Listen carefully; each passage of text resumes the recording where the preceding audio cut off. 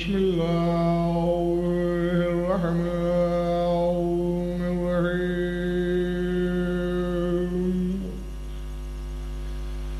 الحمد لله والصلاة على أهلها بعد فقد قال الله تبارك وتعالى في كتابه المجيد وقوله حق إذ جعلنا البيت مثابة للناس وأمنا الصلاة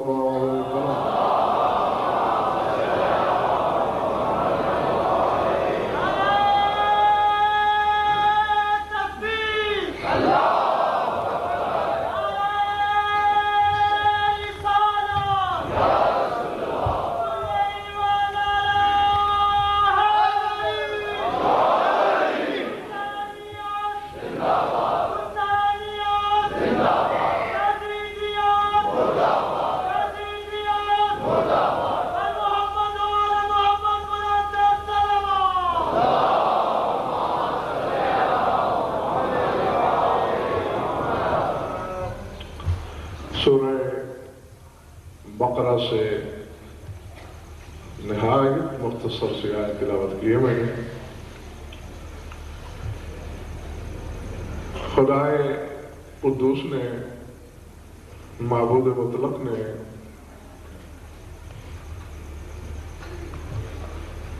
جملہ تذکر کے ساتھ بات کا آغاز فرمایا. اذ جعلنا البیت مثابۃ للناس وامنا. یاد کرو جب ہم نے بیت اللہ کو جائے ثواب بنایا.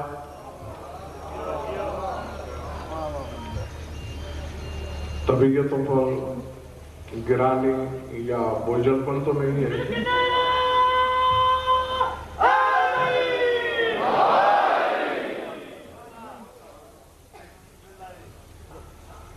پھر غور سے سن لیجیے، روایت نہیں ہے، آیت ہے. اذ جعلنا البیت مثابۃ للناس وامنا. جب ہم نے کعبے کو جائے ثواب، ثواب مصدر ہے، اس کا اسم ظرف مکان ہے، تانیث کا صیغہ ہے مثابۃ. جب ہم نے بیت اللہ کو ثواب کی جگہ اور امن کی جگہ بنایا، وہ وقت یاد کرو. میں نے اپنے سامعین سے کہنا یہ ہے، کیا یہ آیت سوچنے پہ مجبور نہیں کرتی کہ ایک وقت تھا، کعبہ تھا، بیت اللہ تھا، جائے ثواب نہیں تھا.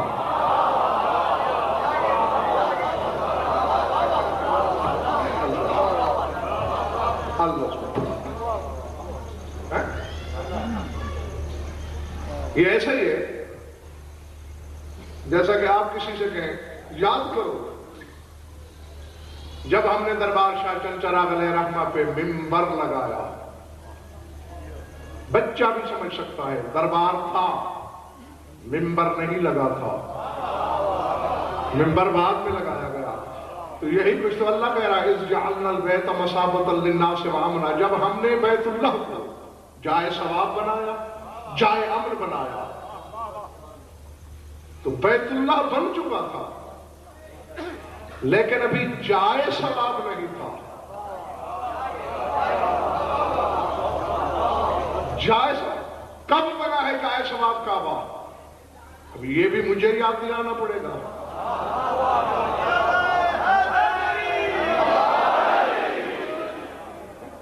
حین صارت قبلۃ، جب قبلہ بنا. قبلہ کب بنا؟ جب قبلہ گر قبلہ میں آیا. مجھے نہیں ہے کچھ خبر کسی کی، کون آیا ہے اپنے ہوتے سوتوں کا ماتم کرنے، اور کون آیا ہے شوہر بطول کو خراج مودت پیش کرنے؟ جو علی کے لیے آیا ہے سر اٹھائے اور میری آنکھوں میں آنکھیں ڈالے۔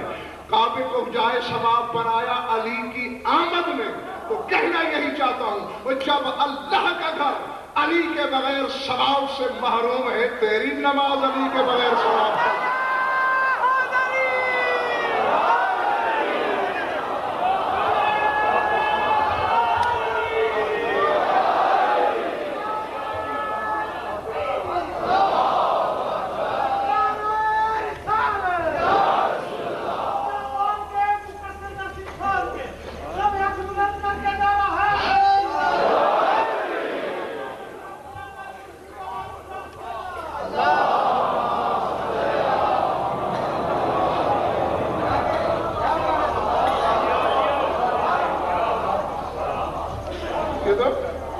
سامنے کی بات ہے، اللہ کا گھر ثواب کا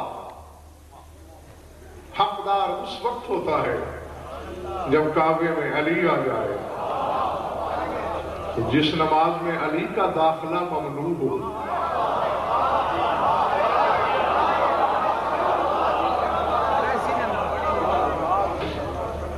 وہ گھبراہٹ تو نہیں ہو رہی؟ اور ہاں یہ بھی عرض کرتا چلوں، کیونکہ اکثر الفاظ ایسے ہیں حضور جو ہمارے معاشرے میں لفظ عربی کے ہیں اور وہ ویسے کے ویسے ہی بول دیے جاتے ہیں، اور ہر شخص نے تصور کا ایک الگ بت تراشا ہوا ہے، جیسا کہ لفظ ثواب، اردو والا، پنجابی والا، سرائکی والا، ہر کوئی ثواب کو ثواب ہی کہتا ہے، حالانکہ لفظ تو عربی کا ہے، اور ہر شخص کے ذہن میں ثواب کا ایک اپنا تصور ہے، یہ کام کرو ثواب ہوگا، یہ کام کرو ثواب ہوگا۔ آج اللہ کعبے کو جائے ثواب کہہ رہا ہے، ثواب کہتے کسے ہیں؟ ہاں، میں کسی حجرے کے دروازے کی اوٹ سے نہیں بول رہا، میدان میں گفتگو کر رہا ہوں، علماء لغت کو چیلنج کرتے ہوئے کر رہا ہوں۔ لغت تو لغت ہی ہوتا ہے، اس کا مسلک نہیں ہوتا، اس نے تو زبان بتانا ہے۔ جی، ثواب، اس کا مادہ ہے ثوب، مادہ جس سے لفظ نکلے اسے مادہ کہتے ہیں، ثوب اس کا مادہ ہے۔ ثواب کا کوئی ایک معنی نہیں، بہت سے معنی ہیں۔ حوض میں بہت سے پانی کا جمع ہو جانا ثواب کہلاتا ہے۔ اور میں نے علماء سے پوچھا کیوں کہا گیا؟ کہا رزق کثیر کا ملنا ثواب کہلاتا ہے، اس لیے پانی کی نسبت کو ملحوظ خاطر رکھا گیا۔ لطف و کرم اور انعام کی بارش ثواب کہلاتی ہے، بیماری سے شفا ملنا ثواب کہلاتی ہے، ڈھانپ لینا ثواب کہلاتا ہے۔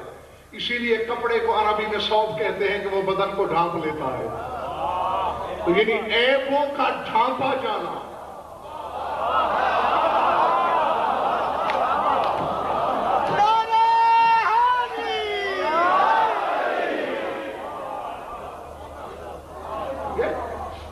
ثواب ہے،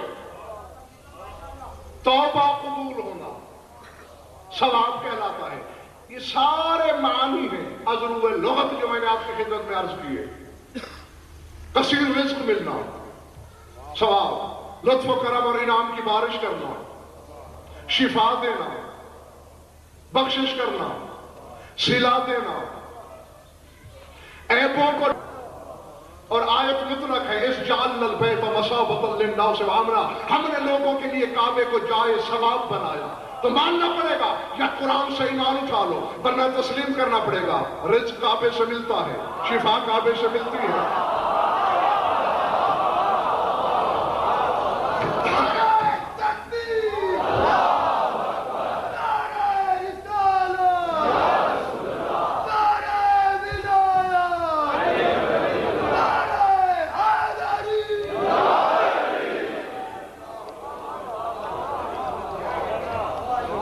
چلے تو نہیں گئے ہو کہیں؟ پکی بات ہے، یہی رکھے ہو۔ شفا کعبے سے ملتی ہے، توبہ کعبے کے در پہ قبول ہوتی ہے، عیب کعبہ ڈھانپتا ہے۔ اب میں نے تو علی کو مجبور نہیں کیا کعبے میں اترنے پر، نہیں، اللہ کو میں نے مشورہ دیا ہے، اور جس مکان میں علی اتر آئے، رزق سے لے کر شفا تک اور شفا سے لے کر عیب پوشی تک کے کام وہ آتا ہے، اللہ جانے مکین کیا کرتا ہو۔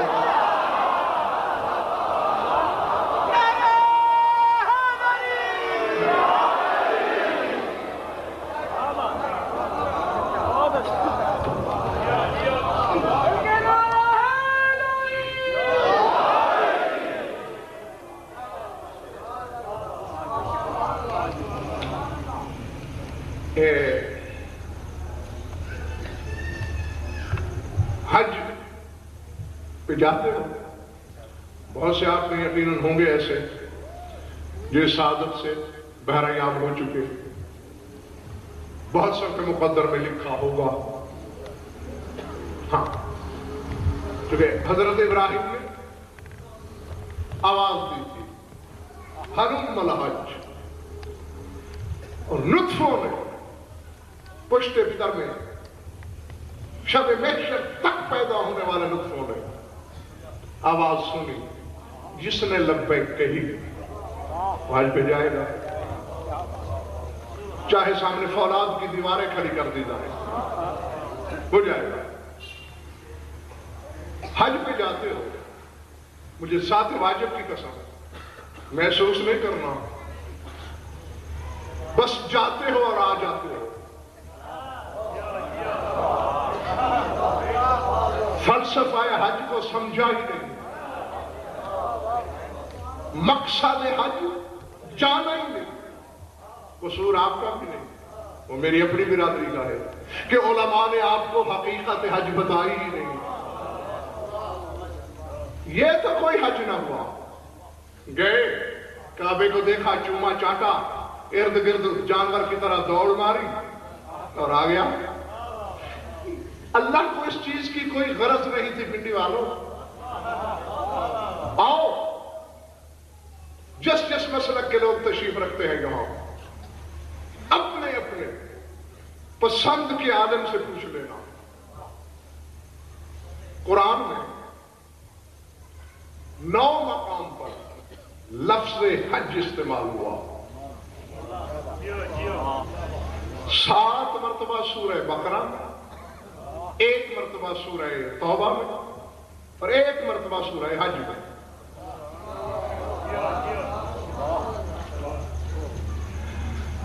اور جہاں حج واجب کیا گیا وہ آیت ہے سورہ آل عمران میں، لیکن اس میں لفظ حج نہیں۔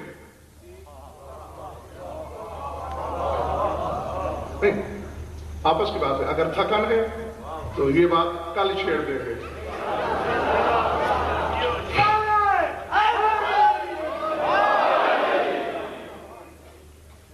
کیا عرض کیا میں نے؟ 9 آیتوں میں حج، اور وہاں انشاء کے طور پر خبر ہے حج کی۔ مثال کے طور پر سورہ بقرہ میں یسألونک عن الأحلة قل هي مواقیت للناس والحج، یہ لوگ آپ سے ہلال کے بارے میں پوچھتے ہیں کہ ہلال کیوں ہوتا ہے، پہلے سے پورا چاند کیوں نہیں ہوتا، یہ بڑھتا گھٹتا کیوں ہے؟ کہہ دو یہ وقت اور حج کی معلومات کے لیے ہے۔ اتم الحج والعمرۃ للہ، حج اور عمرہ کو پورا کرو اللہ کے لیے۔ الحج اشہر معلومات، سورہ بقرہ کے آتے ہیں۔ سورہ توبہ میں ہے اذان من اللہ ورسولہ الی الناس یوم الحج الاکبر، اللہ اور اس کے رسول کی طرف سے حج اکبر کے دن ایک اذان عطا ہوئی تھی۔ سورہ حج میں خبر دے رہا ہے کہ ہم نے ابراہیم سے کہا اذن فی الناس بالحج یاتوک رجالا وعلی کل ضامر، کہ لوگوں میں حج کی ندا دے۔ لیکن تمام جگہ پہ حج حج حج. اور سورہ آل عمران میں جہاں حج واجب ہو رہا ہے صرف آنا، وہاں کیا کہہ رہا ہے؟ وَلِلَّهِ عَلَى النَّاسِ حِجُّ الْبَيْتِ مَنِ اسْتَطَاعَ إِلَيْهِ سَبِيلًا. اب اس آیت میں حج نہیں کہا، حج کہا.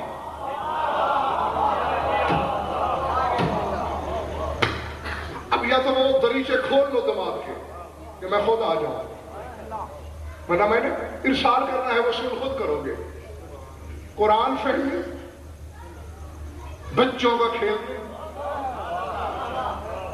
قرآن کا سمجھنا، قرآن کی تفسیر کرنا پہاڑوں کا سینہ چیرنے سے زیادہ مشکل کام. جب تک قرآن کے وارث سے بھیک نہ مانگی جائے، جب تک مصدر وحی کی جانب سے فیض جاری نہ ہو، قرآن کا حرف سمجھ میں نہیں آتا. جاؤ تمام شیعہ سنی دوست، علماء زمانہ تک غضنفر کا یہ پیغام لے جاؤ. ہر جگہ حج ہے، جہاں حکم ہے وہاں حج ہے. یہ کیا چکر ہے؟ اور اگر کہو کہ ویسے ہی، تو جو ویسے بولے وہ ایسا ویسا تو ہو سکتا ہے، اللہ نہیں ہو سکتا.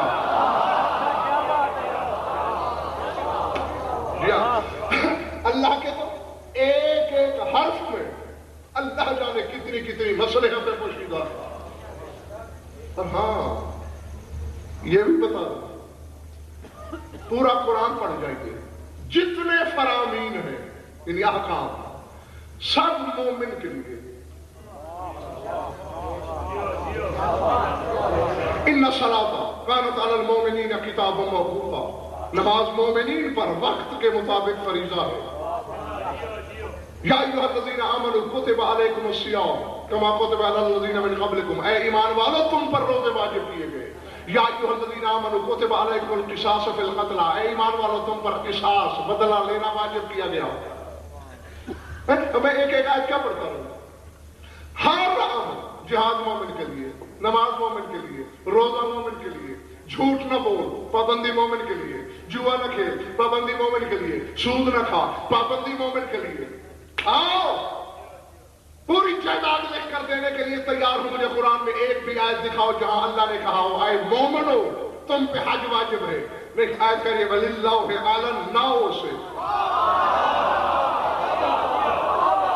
اللہ نے واجب کر دیا ہے تمام انسانوں پر.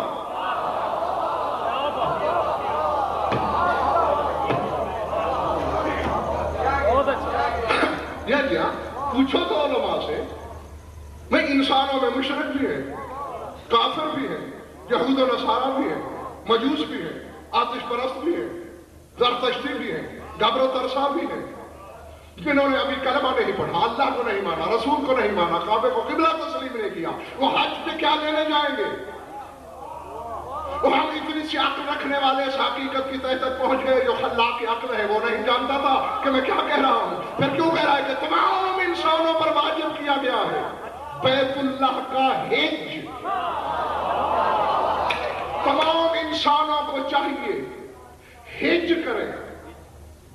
اگر اللہ کہتا کہ تمام انسانوں کو چاہیے حج کریں، پھر عیب ہوتا کلام میں کہ حج تو صرف مسلمان کرے گا. اللہ ہر انسان سے کیوں کہہ رہا ہے؟ اب میں نے ذہن دیکھنا ہے کہ تمہارا مجمع کتنی دیر تک مستحق ہے سننے کا، کہ میں نے سمجھ لینا ہے یہ بات کو آگے بڑھانا ہے. اگر کہتا کہ تمام انسانوں پر حج واجب، پھر نقص تھا. حج تو اللہ نے کہا ہی نہیں، للہ علی الناس حج البیت. تمام انسانوں کو چاہیے حج کرے. حج اور حج میں فرق کیا ہے؟ صرف اور لغت دیکھو، علماء لغت سے پوچھو. عربی کے ایک ایک لفظ کے کئی معنی ہوتے ہیں. جب لغت دیکھو گے تو آپ کو جملہ نظر آئے گا، حج الجروح،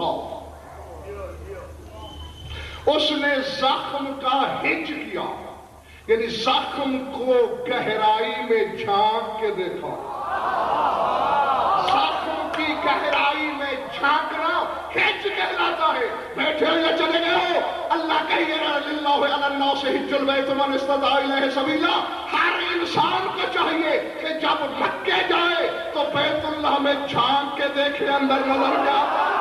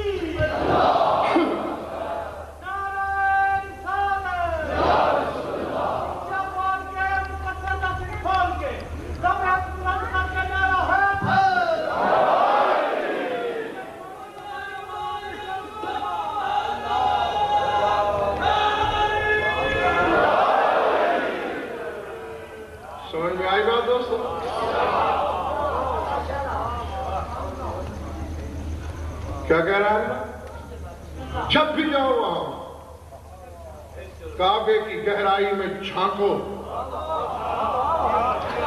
دیکھو کہ کعبے کے پس دیوار حقیقت کیا ہے.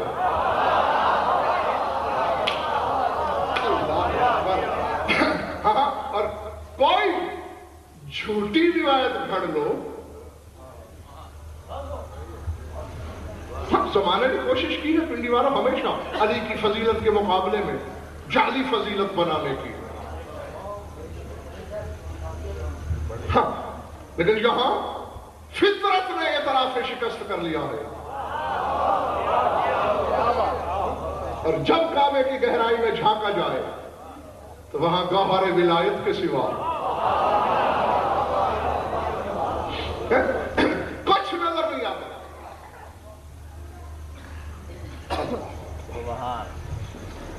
جملہ آ گیا ہے جبرن سامنے, تھا کرنا ہو تو کہہ دیں. میرا نے ایک بہت بڑے جلیل القدر عالم ربانی کا جملہ, شیخ الفقہاء علامہ محمد حسین کاشف الغطاء عال اللہ مقامہ. بے شک کسی مفسر مولوی سے بھی پوچھ لینا, یہ نام لوگے پہلے نہ بتانا, ایسے ہی نام لینا, یہ کیسے عالم تھے, اعتراف عظمت کے طور پہ سر جھک جائے گا.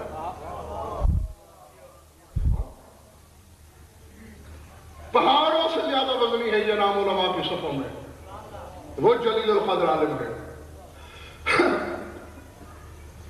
ان کے دور میں 13 رجب آئی,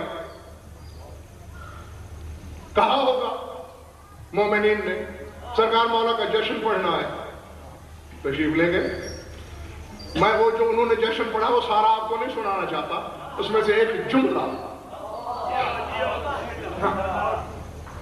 آئے خطبے کے بعد. اب جیسا کہ میں نے آیت پڑھی تھی جعلنا البیت مثابۃ للناس وامنا, پتہ ہے کاشف الغطاء نے کون سی آیت پڑھی؟ انہوں نے آیت پڑھی وَأَشْرَقَتِ الْأَرْضُ بِنُورِ رَبِّهَا, اور جگمگا اٹھی زمین اپنے رب کے نور سے.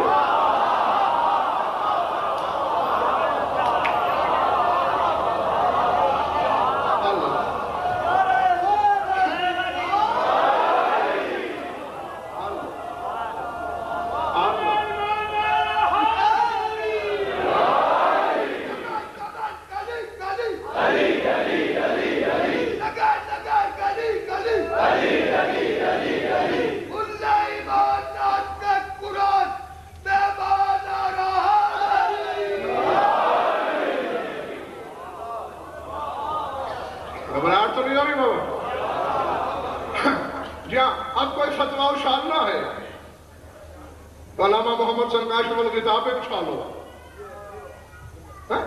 اشرقت الارض, جگمگا اٹھی زمین اپنے رب کے نور سے. یقیناً وہاں کچھ چہرے سرکار علامہ کو نظر آئے ہوں گے, جن میں مردنی چھا گئی ہوگی تو فوراً ہی خطبے کے بعد کہتے ہیں اے اہل عراق، یہ محفل اس طرح کی محفل نہیں کہ جیسے کسی بڑے کا، کسی امیر کا، کسی رئیس کا یا کسی شہنشاہ کا یوم ولادت منایا جا رہا ہو۔ کس کا ہے یہ یوم ولادت؟ توجہ، لکھنا لوہے دل پہ، حلالیوں کی طرح سننا اور حلال زادوں کی طرح سے فیصلہ کرنا۔ وہ کہتے بل احتفال بالنعمت العظمى والعویت الکبریٰ والمثل الاعلی تنزلت به الأهدية من عليا ملكوتها الشامخ وجبروتها الباطخ وقدس تجردها وتقمص المعدة لتعود المعدة عقلا والجسد روحا والموت حياة۔ کہتے آج کی محفل اس کے آنے کی محفل ہے جو اللہ کی نعمت عظمیٰ ہے،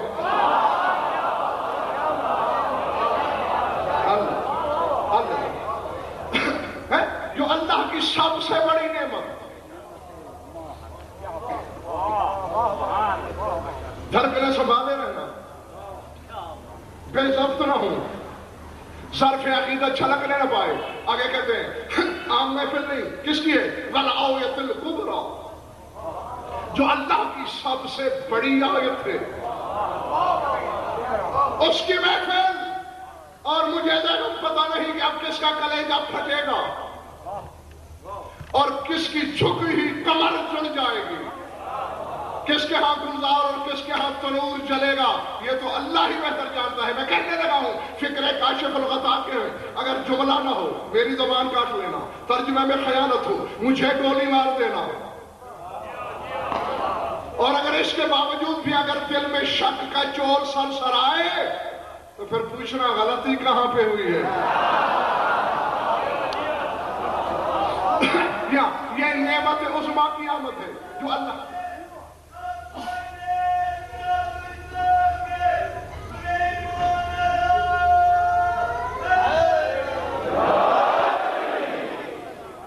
کس کی آمد؟ جو اللہ کی سب سے بڑی نعمت، جو اللہ کی سب سے بڑی آیت۔ اور آگے کہتے ہیں والمثل الاعلی، اس کا یوم ولادت ہے جو اللہ کا سب سے بڑا نمونہ ہے۔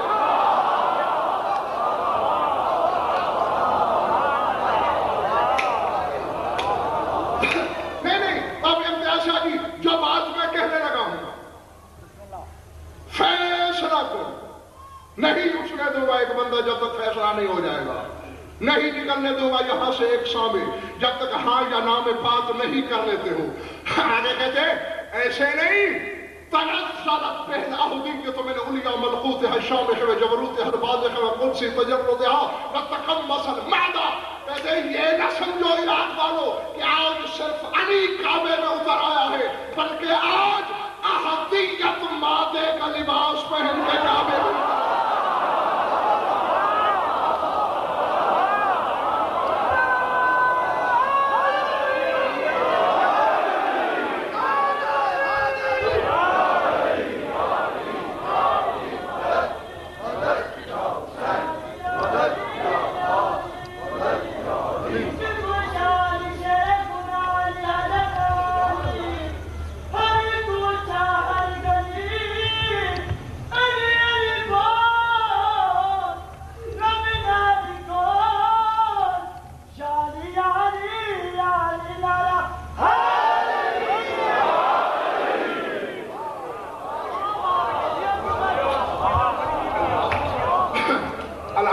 خوشی ہوئی کہ میرے سامنے سب حلالی ہے۔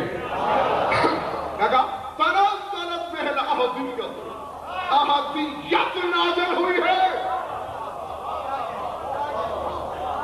اور کاشف الغطا کہتے ہیں یہی وجہ ہے دنیا والوں، کعبہ قبلہ بنا ہی اسی لیے ہے کہ روح کعبہ کے طور پر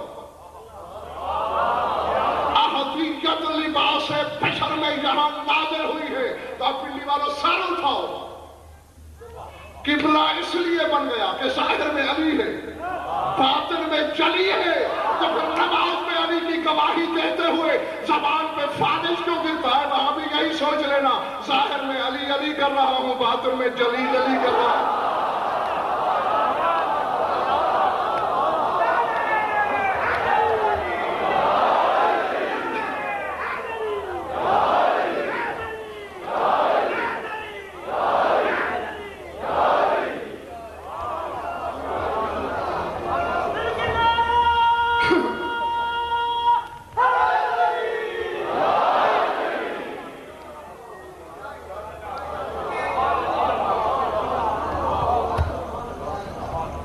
ارادے کیا ہیں؟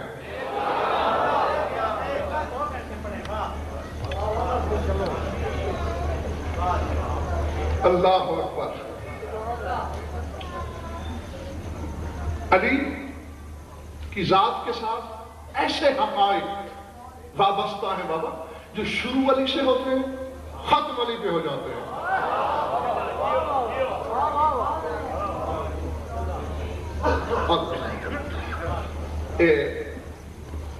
یہ جملہ تھا کاشف الغطاء کا. اور اب ایک جملہ اچانک میرے سامنے آیا ہے علامہ ابن شہر آشوب رضوان اللہ علیہ کا. ہاں یہ لفظ شہر آشوب سے یہ نہ سمجھ لینا کہ آج کوئی پنڈی کراچی جیسے شہر میں رہتا ہوگا اس لیے شہر آشوب ہے، کوئی آج کل کے مولوی کا نام ہے. 850 سال سے زیادہ ہو گئے انہیں دنیا سے انتقال کیے ہوئے. جلیل القدر عالم، مذہب آل محمد کے سلسلہ علم کا ایک بہت بڑا بھاری ستون جس کا نام لیا ہے میں نے.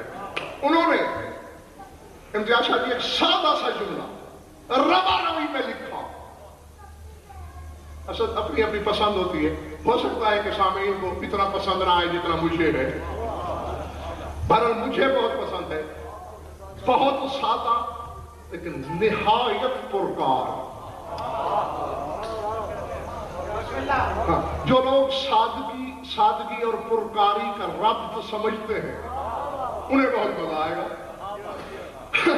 ہاں انہوں نے بھی اس بات علی کے خصوصیات پہ نظر ڈالی. بہت سی خصوصیات میں میرے مولا کی ایسی جو شروع ہوتی ہے علی سے ختم ہو جاتی ہیں علی پر. مثال کے طور پر ابھی ان کا جملہ میں نہیں پڑھنے لگا، یہ فی الحال پہلا جملہ آپ کی طرف سے بولنے لگا ہوں. مثلا میرے مولا کی ایک خصوصیت یہ ہے کہ آدم سے قائم تک، سمجھ میں آ گئی بات؟ آدم سے قائم تک سوائے علی کے کوئی معصوم ایسا نہیں دنیا میں جس کی بیوی بھی معصوم ہو.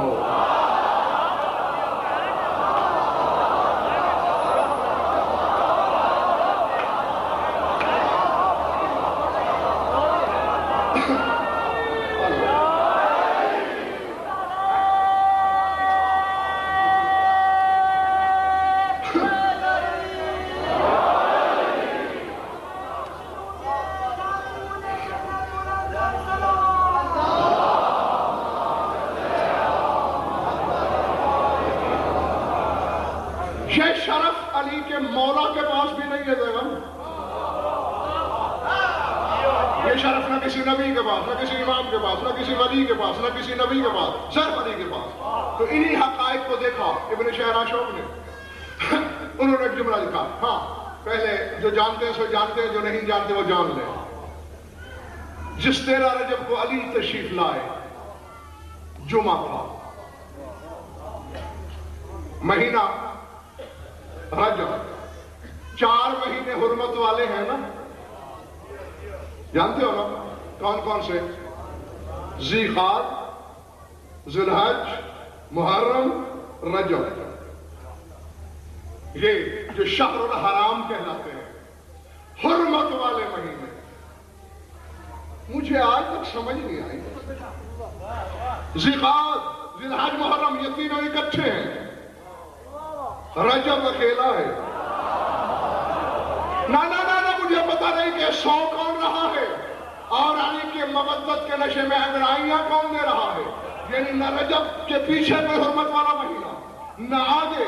وہ اکیلا کھڑا ہے سبوں میں. اور جس مہینے میں علی نے آنا ہو وہ مہینہ اپنے دائیں بائیں کسی معزز کو برداشت نہیں کرتا. علی کیا ہوگا؟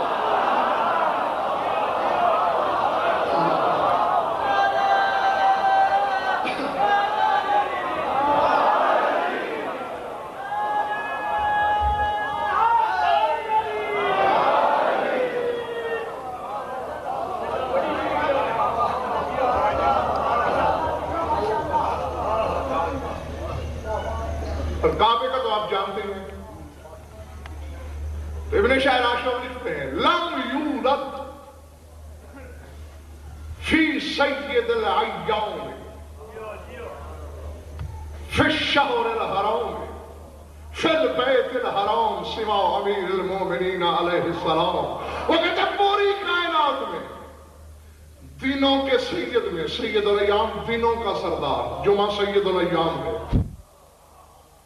رجب شہر الحرام ہے، کعبہ بیت الحرام ہے.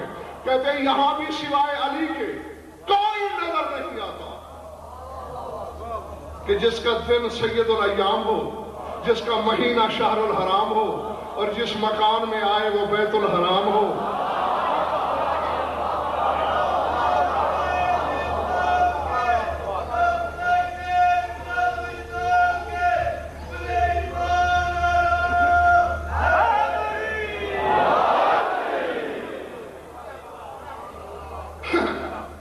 ہاں بس میں راضی ہوں تم سے، کہو تو اب بس کرو. میں اس مناسبت سے ایام میرے مولا کے ہیں، اس ذکر سے پہلو تہی کرنا مذہب محبت میں جرم ہے. آؤ علی کی مادر گرامی کا ایک جملہ سناؤں تمہیں، لکھنا ہے لوح دل پر، نقش کر لینا ہے، یہاں سمجھ میں آ جائے جتنا بس اتنا ہی کافی ہے، پھر بعد میں سوچنا، جتنا سوچو گے اور نشہ آئے گا. بی بی فرماتی ہے جب علی آ چکے، آؤ پوری جائیداد انعام میں دوں گا، زندگی کے جتنے دن باقی ہیں مفت میں غلامی کروں گا، دنیا کی بڑی نہیں چھوٹی کتاب لاؤ، مستند نہیں ضعیف لاؤ، علی کے دوستوں کی نہیں علی کے دشمنوں کی لاؤ، جس میں یہ روایت دکھاؤ مجھے کہ علی کی آمد کے بعد کعبے سے کچھ کثافت ہٹائی گئی ہو، کعبے کی صفائی کی ضرورت پیش آئی ہو، کچھ آلودگی. تم نے تو بہت کچھ گھڑا ہے، اسی کو جبر مشیت کہتے ہیں. ہاں معصوم کی آمد کے اسرار میں یہاں دشمنوں سے کوئی روایت گھڑی بھی نہ جا سکی. فرمایا جب علی آئے اذا قال بخفقون اجنحة الملائكة وبصحبة بيضاء قد نزلت على ولدي متاع رطب وسمعت قائلا يقول طوفوا بعلي بن ابي طالب مشارق الارض ومغاربها وبرها وبحرها وجبالها وسهولها وعلموا ارقام النبيين وعلوم الوصيين والاولياء والصالحين وفعلوا به مثل ما فعلوا باخيه سيد الاولين والاخرين وعارضوه على جميع النبيين والمرسلين والملائكه المقربين وعلى اهل السماوات والارضين فانه ولي رب العالمين.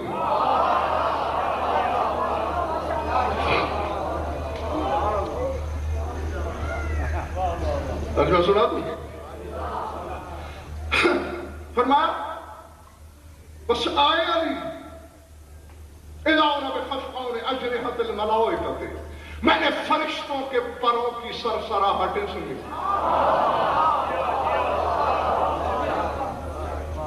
اللہ فرشتوں کا ہجوم، عام بشری عورت ہو دہشت سے مر جائے. تم دیکھتے نہیں ہو اپنی عورتوں کا حال، ہوا کی آہٹ ہو چیخ نکل جاتی ہے، ہجوم ہو رہا ہے فرشتوں کا، نہ گھبراتی ہے نہ وحشت زدہ ہو رہی ہے. فرمایا صرف اتنا نہیں، سر اٹھاؤ پنڈی والوں جس نے دل کی بستی والی بستے ہیں. فرماتے ہیں وَإِذَا بِصَحَوْبَةٍ الْبَيْضَاءِ قَدْ نَزَلَتْ عَلَىٰ وَلْدِي وَطَارَتْ بِهِ. صرف فرشتے نہیں آئے بلکہ کعبے میں اچانک ایک سفید رنگ کا بادل آیا جس نے علی کو گھیرے میں لیا، اٹھا کے اڑ گیا.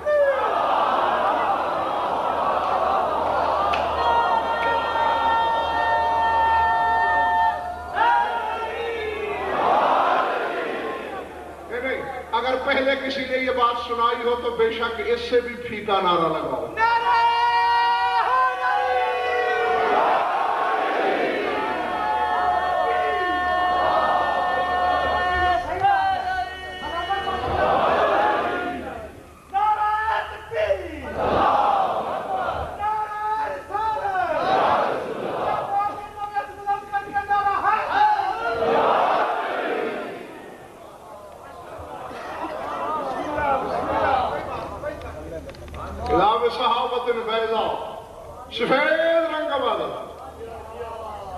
نزلت علی ولدی، میرے بیٹے علی پہ نازل ہوا، بس عورت پہ ہی، اور علی کو لے کے اڑ گیا۔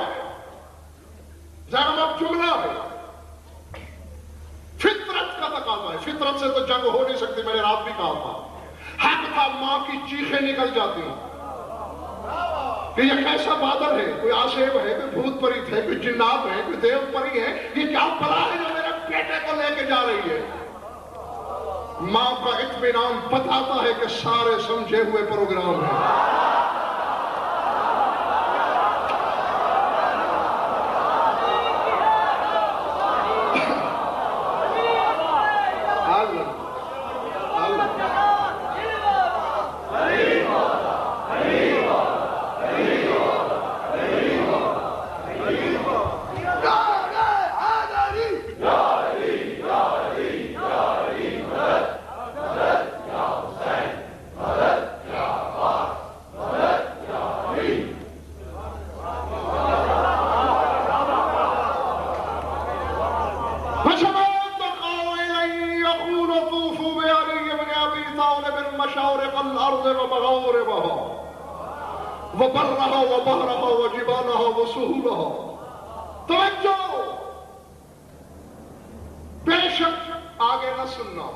لیکن اس جملے کو ایسے ہی سننا جیسا حلال زادے سنتے ہیں۔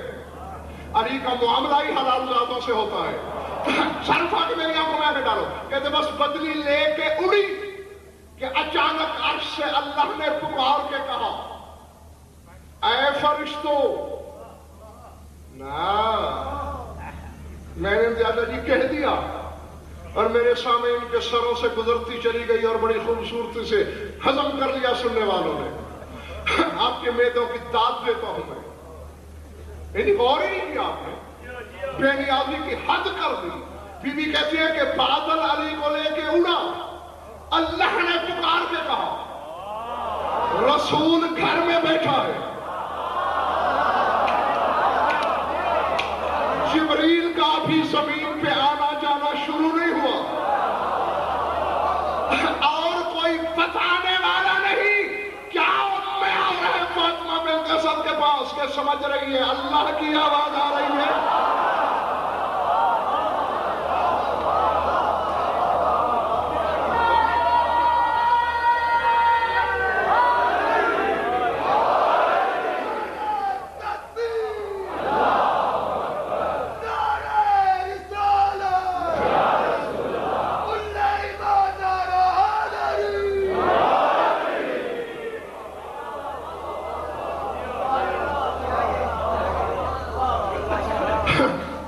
گھبرائے تو نہیں ہو؟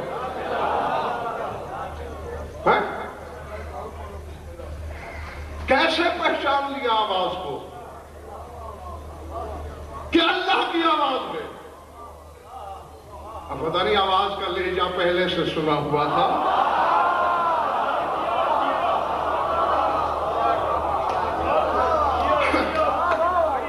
لہجہ کبریائی سے شناسائی تھی یا لسان اللہ سے آشنائی تھی، یہ فیصلہ میں نہیں کر سکتا۔ بارہ سب کھانا جو پرلی قبروں میں بیٹھے ہیں وہ بھی دیکھے، میری آنکھوں میں آنکھیں ڈالے۔ آواز کیا دی اللہ نے؟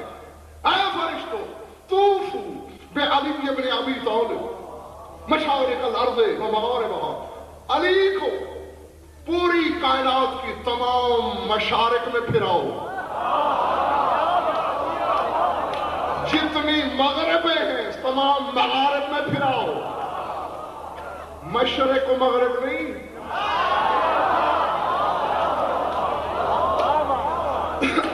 مشرقین و مغربین بھی نہیں، مشارق و مغارب، جتنی مشرقیں ہیں جتنی مغربیں ہیں سب میں پھراؤ، وہ بر رہا وہ بہ رہا، جتنے بر ہیں جتنے بحر ہیں،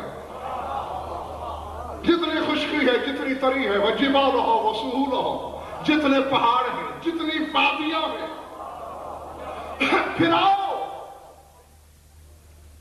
حیدر تم ریفری ہو، ہاں فیصلہ تم نے دینا ہے بعد میں کہ میں پہنچتا ہوں عرش تک یا ان کا نعرہ؟ سارے ٹھول میں آنکھوں میں آنکھ ڈالو، پھر سنو، تمام مشارق میں پھراؤ، تمام مغارب میں پھراؤ، بر و بحر میں پھراؤ، پہاڑوں میں پھراؤ، وادیوں میں پھراؤ، وَأَعْرِضُوهُ عَلَىٰ جَمِيعِ النَّبِيِّينَ وَالْمُرْسَلِينَ وَالْمَلَائِكَةِ الْمُقَرَّبِينَ وَعَلَىٰ أَهْلِ السَّمَاوَاتِ وَالْأَرْضِينَ وَإِنَّهُ وَلِيُّ رَبِّ الْعَالَمِينَ۔ تمام نبیوں کے پاس لے جاؤ، آدم سے محمد تک، تمام فرشتوں کے پاس لے جاؤ، جبرائیل سے سلسائیل تک، تمام اہل سماوات و زمین کے پاس لے جاؤ، ہر ایک کو دکھا دکھا کے کہو پہچان لو یہی رب العالمین کا ولی ہے۔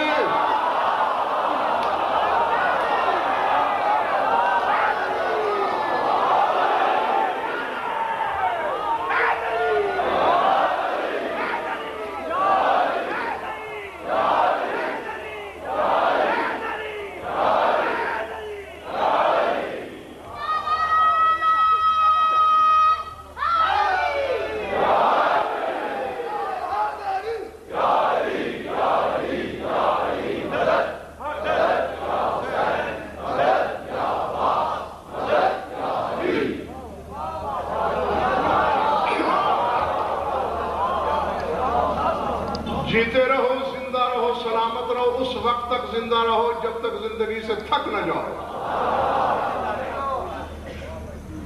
بس میں نے جو کہنا تھا کہہ چکا، جو پیغام پہنچانا تھا دے دیا۔ ایک بات کا، چھوٹی سی بات کا فیصلہ، اجازت، کیا ضرورت کیا ہے؟ ضرورت کیا ہے؟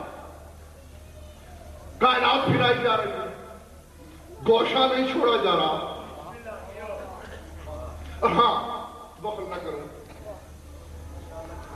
کہیں بی بی ناراض نہ ہو جائے کہ میرے بیٹے کی بات ادھوری کیوں کی۔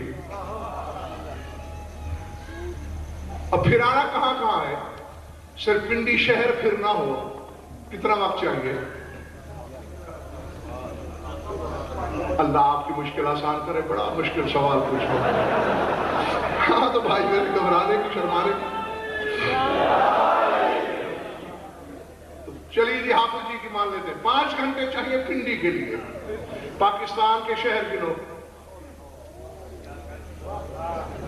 350 سے زیادہ ملک زمین کے، اور صرف زمین نہیں پھرانی، 7 آسمان بھی، مشارق و مغارب بھی۔ اور بی بی کہتے اب بی بی کو تو چاہیے کہ دل میں یہ حساب کرے کہ پتہ نہیں کتنے 100 سال بعد علی واپس آئیں گے۔ فرماتے ماؤ کاؤنا راجہ اللہ بعد نصف ساعت، بس آدھی گھڑی گزری تھی کہ علی واپس آ گیا۔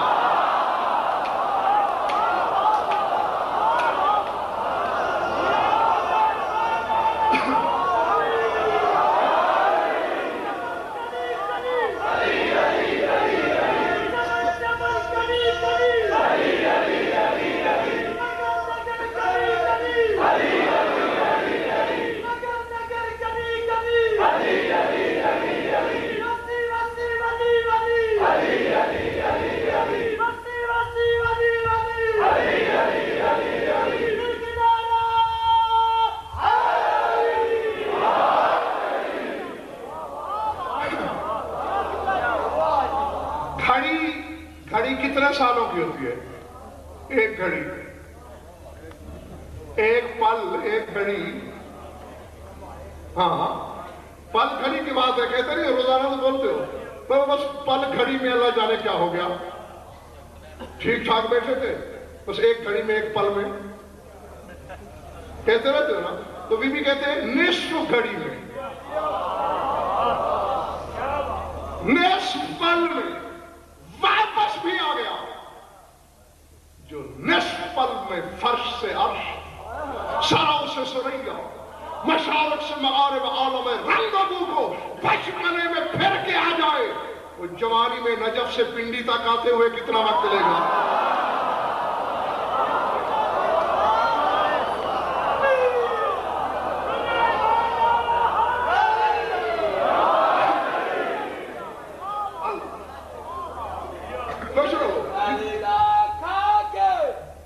رزق علی دا کھا کے ادھر نہ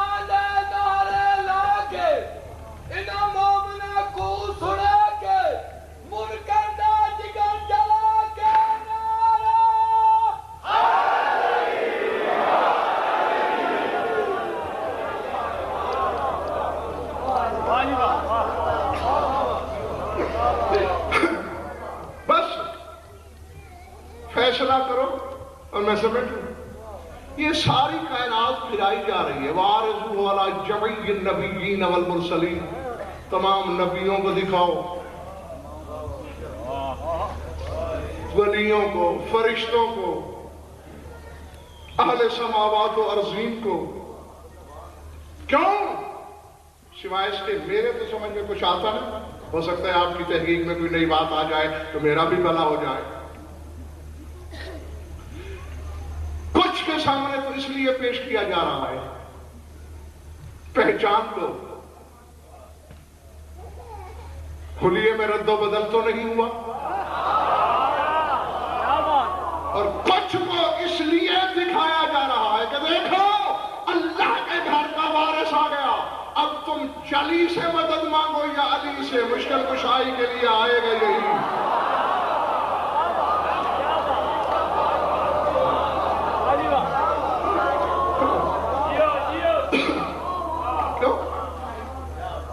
میراث کبریائی کا وارث یہی، اللہ کے گھر کا مالک یہی. جس مکان میں یہ آئے ہم اسے لوگوں کی پناہ گاہ بنا دیتے ہیں. جس کوٹھے میں یہ اتر آئے ہم اسے قبلہ عالم کر دیتے ہیں. جس بیت میں اس کا نزول ہو جائے ہم اسی کو جائے ثواب بناتے ہیں. اب علی کی ذات کے ساتھ یہ ساری نسبتیں خدا نے دی ہیں یا میں نے؟ بولو سارے. خدا نے. تو پھر پوچھو اللہ سے مجبوری کیا ہے؟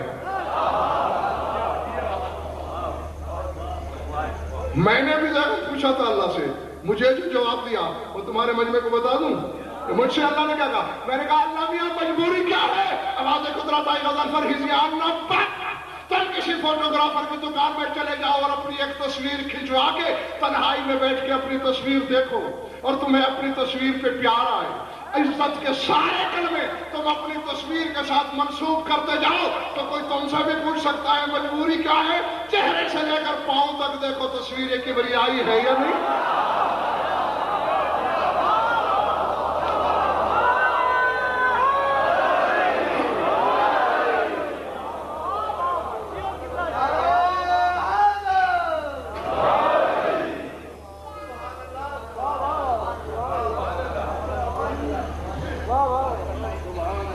کل کا ہاں سامعین آپ بتائیے. کچھ مومنین کہہ رہے ہیں کہ ٹائم یہی ٹھیک ہے اور کچھ کہہ رہے ہیں کہ 9 بجے لے جایا جائے.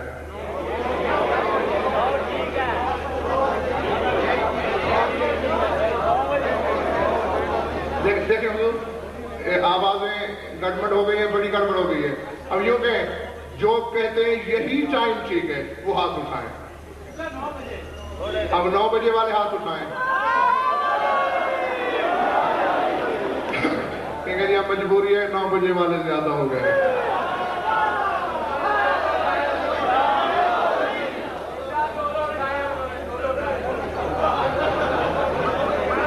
ہاں بہرحال ان میں 2 دن تھوڑا لیٹ ہوگی مجلس اسی ٹائم پہ، باقی روزانہ 9 بجے انشاءاللہ. ہاں اور جب لیٹ ہوگی تو ایک دن آپ کو پہلے بتا دیا جائے گا کہ کل 10 بجے ہوگی. 9:30 نہیں کل تو 9 بجے ہوگی. جس دن 10 بجے ہونا ہوگی اس سے ایک دن پہلے آپ کو کہا جائے گا. 9:30 9:30 ٹھیک ہے. ٹھیک ہے جی 9:30 انشاءاللہ کل سے 9:30. بھائی میں تو یہی ہوں آپ کے سامنے موجود ہوں. میرے لیے 9 9:30 10 کی بات ہے. تو ٹھیک ہے انشاءاللہ کل ٹھیک 9:30 بجے میں آپ کی خدمت میں حاضری دوں گا. درود پڑھو مل کر آواز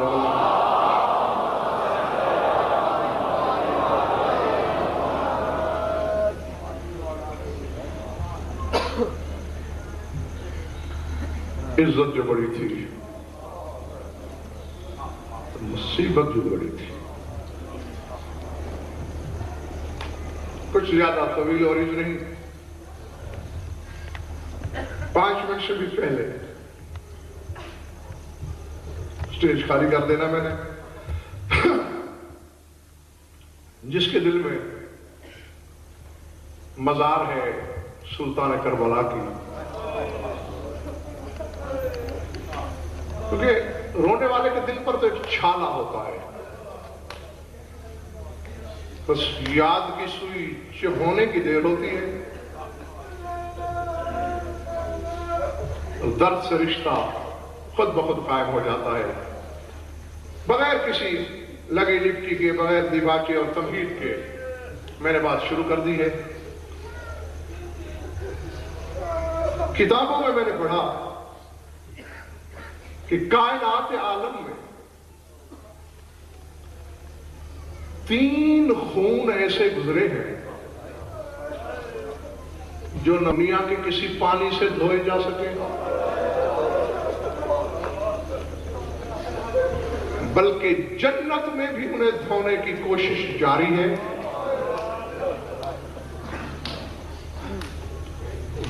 کتاب میں روایت آنے تک تو نہیں دھل سکے تھے، آگے کی خبر مجھے نہیں۔ میں اس کی ترتیب تھوڑی سی دانستہ الٹ کر کے آپ کو سنانے لگا ہوں۔ پہلا خون اصولی طور میں اسے تیسرا ہونا چاہیے تھا، لیکن مصلحتاً ایسا کرنے لگا ہوں میں۔ پہلا خون، یہ ہاتھ جوڑ دیتا ہوں، چوٹ لگے گی تمہارے دلوں پر، اپنی قوم کا خادم سمجھ کے معاف کر دینا۔ اور ویسے بھی لہو رونے والا کہتا ہے مصائب چھپانے والا خولی کے ساتھ مشہور ہوگا، میں خولی کے ساتھ سننا نہیں چاہتا۔ ہاں یہ ضرور کر سکتا ہوں کہ بات اشارے میں کر کے گزر جاؤں، اور رونے والوں کو بھی کوشش کرنی چاہیے کہ مجھے عریاں الفاظ استعمال نہ کرنا پڑے، وہ میرا اشارہ سمجھ لیں۔ تمام علماء مقاتل نے لکھا ہے پہلا خون جسے دنیا کا کوئی پانی نہ دھو سکا، تختہ غسل تک نہ دھل سکا، حسین کی بیٹی کے کانوں کا لہو۔ اللہ اکبر، العظمت للہ، العظمت للہ۔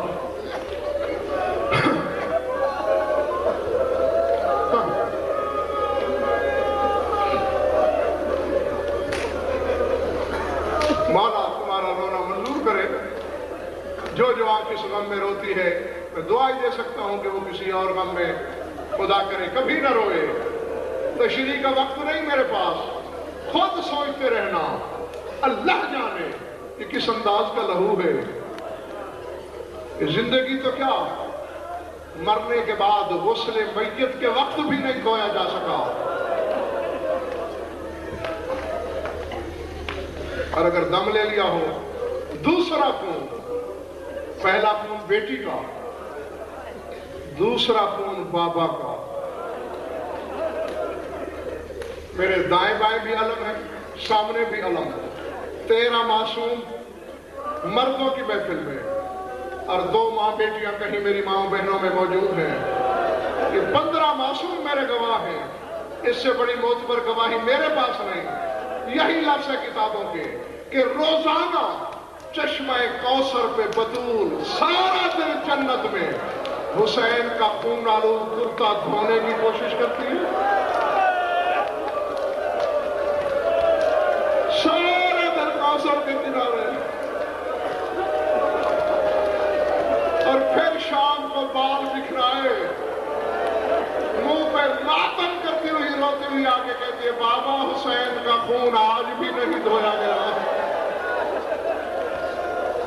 بابا کوثر کا پانی بھی میرے حسین کے لہو کو نہیں دھو سکا۔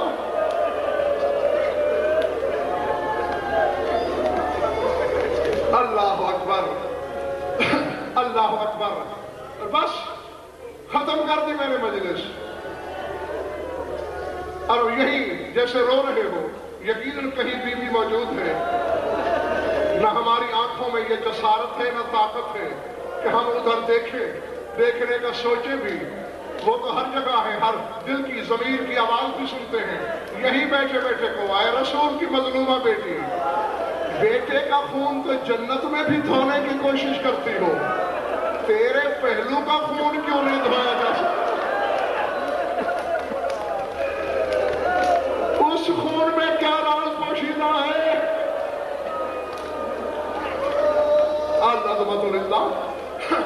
کیونکہ پنڈی والوں سیدو ویل سیدو، اب تمہیں بھی سمجھ میں آ گیا ہوگا کہ میں نے ترتیب الٹ کیوں کی تھی۔ نہیں دھویا گیا بلا تشبیہ زخمی پہلو کا لہو۔ علماء کے سروں پہ قرآن رکھو، یہ میرا علم میں ہاتھ، اس سے بڑی قسم ہو ہی نہیں سکتی۔ پوچھ رہا علماء سے، جب چلی گئی ہے دنیا سے،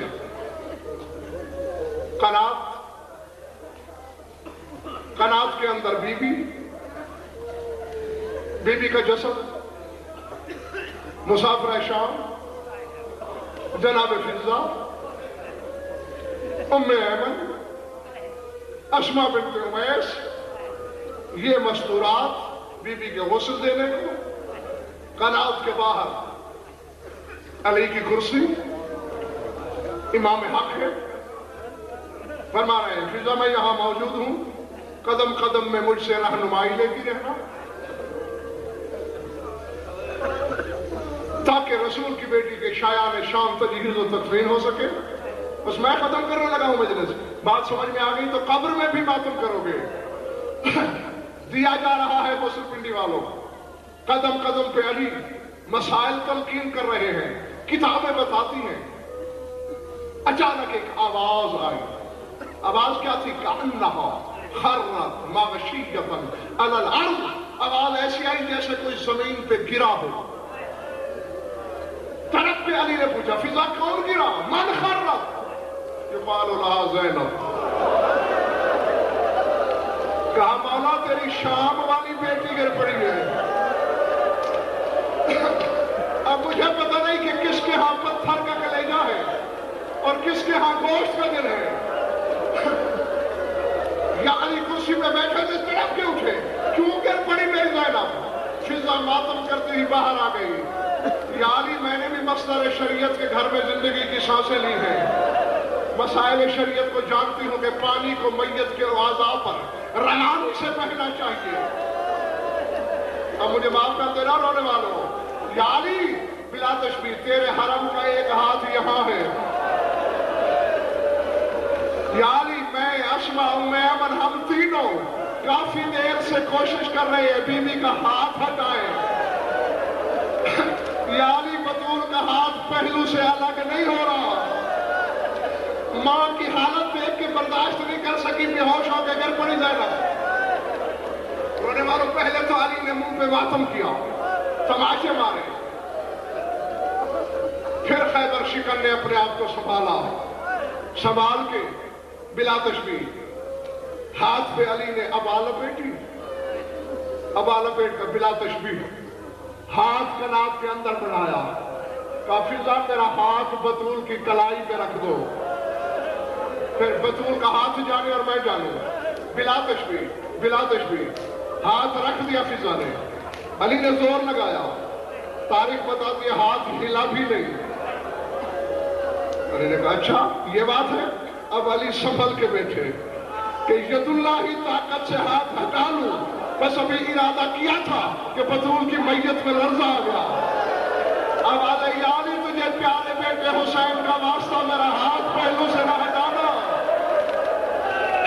تجھے حسین کی غربت کی قسم یہ ہاتھ نہ ہٹانا، کیوں ہاتھ ہی جراحت لے ابھی میں پہلو کا زخم جا کے بابا کو دکھاؤں گی، کہوں گی بابا تو نے بطول کی کیا تعظیم کی، تیرے بعد آ جائے رسالت۔